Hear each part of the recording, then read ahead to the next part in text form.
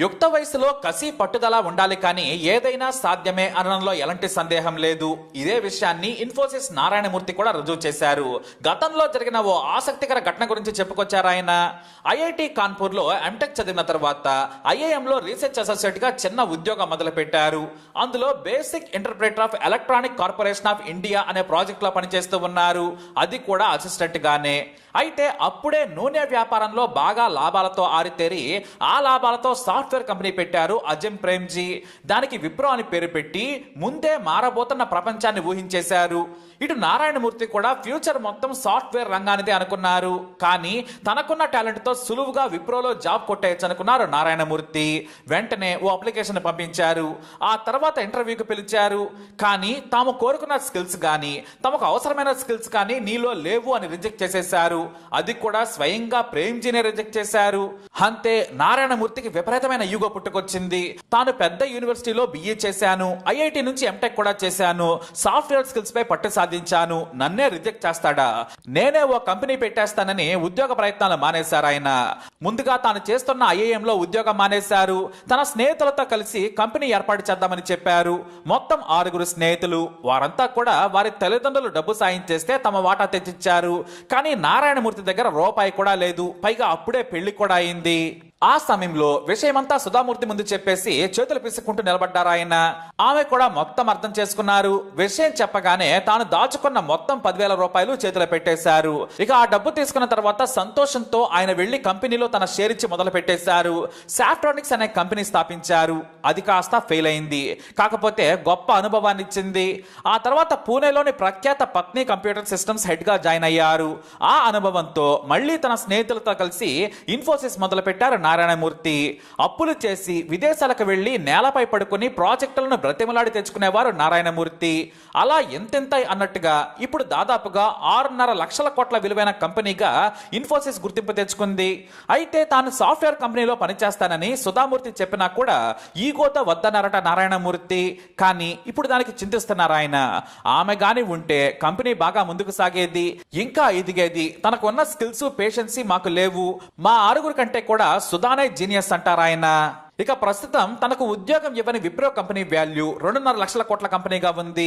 అయితే అజం ప్రేమ్జీ చాలా సార్లు నేను తప్పు చేశాను మూర్తి, నిన్ను రిజెక్ట్ చేయకుండా ఉండాల్సింది, నిన్ను తీసుకుని ఉంటే నా కంపెనీ బాగా పెరిగేది, పైగా పోటీగా కంపెనీ కూడా వచ్చేది కాదని బాధపడుతూ చెప్పేవారట.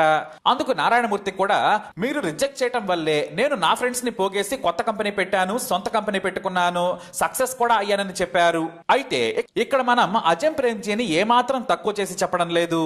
ఎందుకంటే ఇన్ఫోసిస్ కంపెనీ కంటే విప్రో వాల్యూ తక్కువ కావచ్చు, కానీ విప్రో అధినేత అజం ప్రేమ్జీ వేల కోట్ల రూపాయలను విరాళంగా ఇస్తూ ఉంటారు. ఇక ప్రస్తుతం తన కంపెనీని కొడుకు రిషత్ ప్రేమ్జీ చేతిలో పెట్టేశారు ఆయన. కేవలం తాను దాన ధర్మాలు చేయడం వల్లే కంపెనీ విలువ తగ్గింది. సంపాదించిన డబ్బు ఏం చేసుకుంటాం, నలుగురికి ఉపయోగపడాలంటారు ప్రేమ్జీ. ఇక నారాయణమూర్తి కొడుకు రోహన్ మాత్రం తాను సొంత కంపెనీలో పనిచేసేందుకు కూడా ఆసక్తి చూపించలేదు. తనకు నచ్చిన పని చేసుకుంటున్నారు ఆయన. ఇక కూతురు అక్షతామూర్తి ఏకంగా బ్రిటన్ పిఎం రిషి సునక్ భార్య. ఆమెకు కూడా ఇన్ఫోసిస్ లో వాటాలు ఇచ్చారు నారాయణమూర్తి. ఆమె కూడా బ్రిటన్ లో రిచెస్ట్ పర్సన్ గా ఉన్నారు. ఇలా నాటి ఘటనలను ఒక్కొక్కటిగా ఇంటర్వ్యూలో చెబుతున్నారు సుధా నారాయణమూర్తులు. తమ పుస్తకమైన un uncommon love the early life of Sudha and Narayana Murthy book promotion లో భాగంగా నారాయణమూర్తి మాట్లాడుతూ ఉన్నారు. మామూలుగా అయితే ఇంటర్వ్యూలు ఇవ్వడం కూడా ఆయనకు నచ్చేది కాదు, పెద్దగా మాట్లాడేవారు కూడా కాదు. ఒకవేళ మాట్లాడినా జనరల్ ఇష్యూస్ పైన మాట్లాడేవారు, వ్యక్తిగత విషయాలను షేర్ చేసుకునేవారు కాదు. కానీ ఇప్పుడు మాత్రం చాలా చలాకీగా తన పుస్తకం కోసం ఆసక్తికర విషయాలను చెబుతున్నారు ఆయన. ఇక్కడ మరో విషయం ఏంటంటే నారాయణమూర్తి ఎంటెక్ పూర్తయ్యే నాటికే ఇంటి నిండా పుస్తకాలతో మధ్యలో కూర్చొని చదివేవారట. ప్రపంచ లిటరేచర్ ను ఆయన శాంతం చదివారు. అలా పుస్తకాల పరిచయం వల్లే సుధా ఆ వయసులో నారాయణమూర్తికి పడిపోయారట. గ్లామర్ చూసి అసలే కాదని నవ్వుతూ చెబుతున్నారు ఆమె.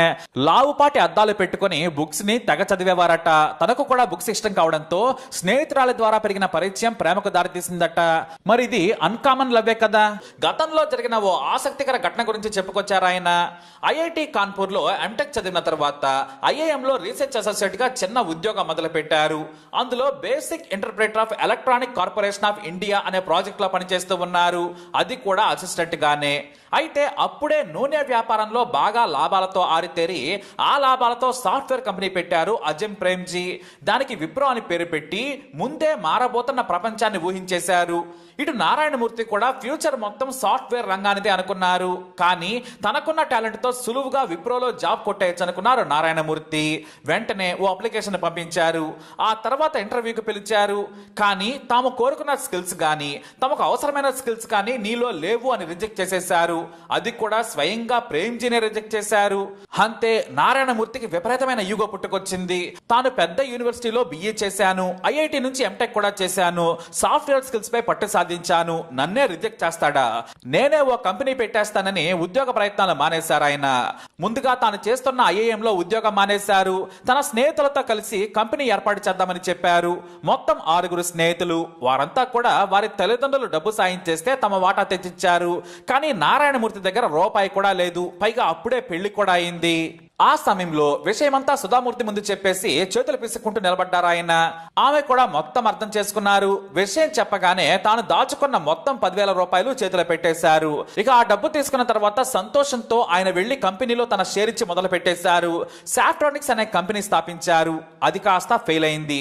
కాకపోతే గొప్ప అనుభవాన్ని ఇచ్చింది. ఆ తర్వాత పూణేలోని ప్రఖ్యాత పత్ని కంప్యూటర్ సిస్టమ్స్ హెడ్ గా జాయిన్ అయ్యారు. ఆ అనుభవంతో మళ్లీ తన స్నేహితులతో కలిసి ఇన్ఫోసిస్ మొదలు పెట్టారు నారాయణమూర్తి. అప్పులు చేసి విదేశాలకు వెళ్లి నేలపై పడుకుని ప్రాజెక్టులను బ్రతిమలాడి తెచ్చుకునేవారు నారాయణమూర్తి. అలా ఎంతెంత అన్నట్టుగా ఇప్పుడు దాదాపుగా 6.5 లక్షల కోట్ల విలువైన కంపెనీగా ఇన్ఫోసిస్ గుర్తింపు తెచ్చుకుంది. అయితే తాను సాఫ్ట్వేర్ కంపెనీలో పనిచేస్తానని సుధామూర్తి చెప్పినా కూడా ఈగోతో వద్దన్నారట నారాయణమూర్తి. కానీ ఇప్పుడు దానికి చింతిస్తున్నారు ఆయన. ఆమె గాని ఉంటే కంపెనీ బాగా ముందుకు సాగేది, ఇంకా ఎదిగేది. తనకున్న స్కిల్స్ పేషెన్సీ మాకు లేవు. మా 6 కంటే కూడా సుధానే జీనియస్ అంటారు ఆయన. ఇక ప్రస్తుతం తనకు ఉద్యోగం ఇవ్వని విప్రో కంపెనీ వాల్యూ 2.5 లక్షల కోట్ల కంపెనీగా ఉంది. అయితే అజం ప్రేమ్జీ చాలా సార్లు నేను తప్పు చేశాను మూర్తి, నిన్ను రిజెక్ట్ చేయకుండా ఉండాల్సింది, నిన్ను తీసుకుని ఉంటే నా కంపెనీ బాగా పెరిగేది, పైగా పోటీగా కంపెనీ కూడా వచ్చేది కాదని బాధపడుతూ చెప్పేవారట. అందుకు నారాయణమూర్తి కూడా మీరు రిజెక్ట్ చేయడం వల్లే నేను నా ఫ్రెండ్స్ ని పోగేసి కొత్త కంపెనీ పెట్టాను, సొంత కంపెనీ పెట్టుకున్నాను, సక్సెస్ కూడా అయ్యానని చెప్పారు. అయితే ఇక్కడ మనం అజం ప్రేమ్జీని ఏమాత్రం తక్కువ చేసి చెప్పడం లేదు. ఎందుకంటే ఇన్ఫోసిస్ కంపెనీ కంటే విప్రో వాల్యూ తక్కువ కావచ్చు, కానీ విప్రో అధినేత అజం ప్రేమ్జీ వేల కోట్ల రూపాయలను విరాళంగా ఇస్తూ ఉంటారు. ఇక ప్రస్తుతం తన కంపెనీని కొడుకు రిషత్ ప్రేమ్జీ చేతిలో పెట్టేశారు ఆయన. కేవలం తాను దాన ధర్మాలు చేయడం వల్లే కంపెనీ విలువ తగ్గింది. సంపాదించిన డబ్బు ఏం చేసుకుంటాం, నలుగురికి ఉపయోగపడాలంటారు ప్రేమ్జీ. ఇక నారాయణమూర్తి కొడుకు రోహన్ మాత్రం తాను సొంత కంపెనీలో పనిచేసేందుకు కూడా ఆసక్తి చూపించలేదు. తనకు నచ్చిన పని చేసుకుంటున్నారు ఆయన. ఇక కూతురు అక్షతామూర్తి ఏకంగా బ్రిటన్ పిఎం రిషి సునక్ భార్య. ఆమెకు కూడా ఇన్ఫోసిస్ లో వాటాలు ఇచ్చారు నారాయణమూర్తి. ఆమె కూడా బ్రిటన్ లో రిచెస్ట్ పర్సన్ గా ఉన్నారు. ఇలా నాటి ఘటనలను ఒక్కొక్కటిగా ఇంటర్వ్యూలో చెబుతున్నారు సుధా నారాయణమూర్తులు. తమ పుస్తకమైన un uncommon love the early life of Sudha and Narayana Murthy book promotion లో భాగంగా నారాయణమూర్తి మాట్లాడుతూ ఉన్నారు. మామూలుగా అయితే ఇంటర్వ్యూలు ఇవ్వడం కూడా ఆయనకు నచ్చేది కాదు, పెద్దగా మాట్లాడేవారు కూడా కాదు. ఒకవేళ మాట్లాడినా జనరల్ ఇష్యూస్ పైన మాట్లాడేవారు, వ్యక్తిగత విషయాలను షేర్ చేసుకునేవారు కాదు. కానీ ఇప్పుడు మాత్రం చాలా చలాకీగా తన పుస్తకం కోసం ఆసక్తికర విషయాలను చెబుతున్నారు ఆయన. ఇక్కడ మరో విషయం ఏంటంటే నారాయణమూర్తి ఎంటెక్ పూర్తయ్యే నాటికే ఇంటి నిండా పుస్తకాలతో మధ్యలో కూర్చొని చదివేవారట.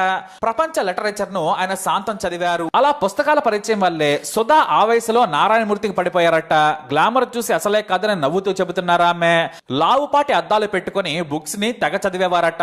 తనకు కూడా బుక్స్ ఇష్టం కావడంతో స్నేహితురాల ద్వారా పెరిగిన పరిచయం ప్రేమకు దారితీసిందట. మరి ఇది అన్కామన్ లవ్వే కదా. మరి ఇన్ఫోసిస్ నారాయణమూర్తి సంఘటనపై మీరేమంటారు, మీరేం చేస్తారు? మీ అభిప్రాయాన్ని కమెంట్ ద్వారా తెలియజేయండి. వీడియోని లైక్ చేయండి, షేర్ చేయండి, మా ఛానల్ని సబ్స్క్రైబ్ చేసుకోండి.